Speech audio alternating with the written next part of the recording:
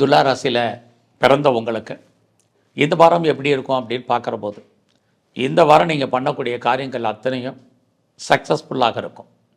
ஏன்னா உங்களுடைய ராசிநாதன் நல்ல இடத்துல இருக்கார், நல்ல நட்சத்திரத்தை சாரத்தில் சஞ்சரித்து விட்டுருக்கார். அப்படி இருந்தாலே உங்களுக்கு இந்த வாரம் தெய்வ அனுகூலம் கிடைக்கிது. உங்களுக்கு ஹையர் ஸ்டடி இருக்குதுன்னா அந்த ஹையர் எஜுகேஷன் நல்லா இருக்கும்.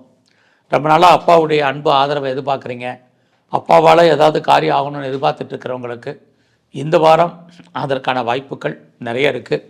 அது மட்டுமல்ல, நீங்கள் ஏதாவது உங்களுக்கு ப்ரொஃபஷன் சேஞ்ச் பண்ணணும், கம்பெனி மாறணும், வேறு கம்பெனிக்கு பேப்பர் போடணுங்கிறவங்க இந்த வாரம் போடுங்க.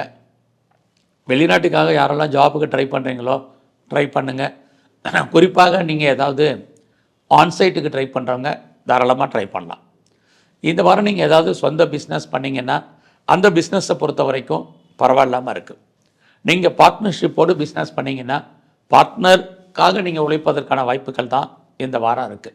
பார்ட்னர் லாபம் அடைவார். ஸோ உங்களுடைய மேரிட் லைஃபுமே இந்த வாரம் நல்லா இருக்குது. இந்த வாரத்தில் உங்களுடைய ப்ரொஃபஷன் எப்படி இருக்குன்னு பார்க்குறோம். நார்மலாக இந்த வாரம் இருக்குன்னு தான் சொல்லணும். ஒரு பக்கம் உங்களுடைய ப்ரொஃபஷனுக்குரிய கிரகம் குரு பகவான், அவர் 8ஆம் இடத்துல இருக்கார். உங்களுடைய கொலீக்ஸ் விஷயத்தில் நீங்கள் கவனமாக இருங்க. உங்களுடைய சுப்பீரியர் விஷயத்துலேயும் நீங்கள் இந்த வாரம் கவனமாக இருக்கணும். இல்லைன்னா வேலையில் சின்ன சின்ன பிரச்சனைகள் ஏற்படும். ஒர்க் ப்ரெஷர் என்பது இருக்கும். கூட இருக்கக்கூடிய உங்களுடைய சப்போர்ட் கிடைக்கல, நிறைய ஸ்ட்ரகிள் இருந்துக்கிட்டே இருக்குது. அதனால் அது விஷயத்தில் கவனம். ஃபினான்ஷியலாக இந்த வாரம் உங்களுக்கு பெரிய க்ரைசஸ் ஒன்றும் இல்லை. இந்த வாரத்தில் நீங்கள் தேவையில்லாமல் கடன் வாங்குறதோ மற்றபடி யாருக்கும் கடன் கொடுக்குறதோ வேண்டாம். ஸோ இந்த வாரத்தில் நீங்கள் பண்ணக்கூடிய முயற்சிகள் ஓரளவுக்கு தான் சக்ஸஸ்ஃபுல்லாகும். அதனால் பெரிய லெவலில் எஃபர்ட் எடுத்து எதுவும் பண்ணுறணுங்கிற அவசியம் இல்லை. இந்த வாரத்தில் எல்லா விதமான உறவுகளையும் டெவலப் பண்ணுங்கள் அல்லது உறவுகளை மெயின்டைன் பண்ணுங்கள்.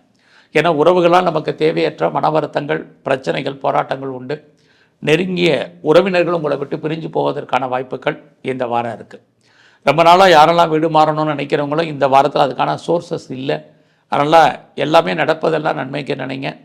இந்த வாரத்தில் உங்களுடைய காதல் விஷயங்கள் உங்களுக்கு சக்ஸஸ்ஃபுல்லாக இருக்கும். உங்களுடைய லவ் சக்ஸஸ்ஃபுல்லாகி பின்னாடி அது திருமணத்தில் முடிவதற்கான வாய்ப்புகள் நிறைய உண்டு. ஸோ இந்த வாரம் முழுவதும் சிவ தரிசனமும் சிவாலயத்தில் இருக்கக்கூடிய பிரம்மதேவரையும் பிரதானமாக வழிபாடு பண்ணுங்கள்.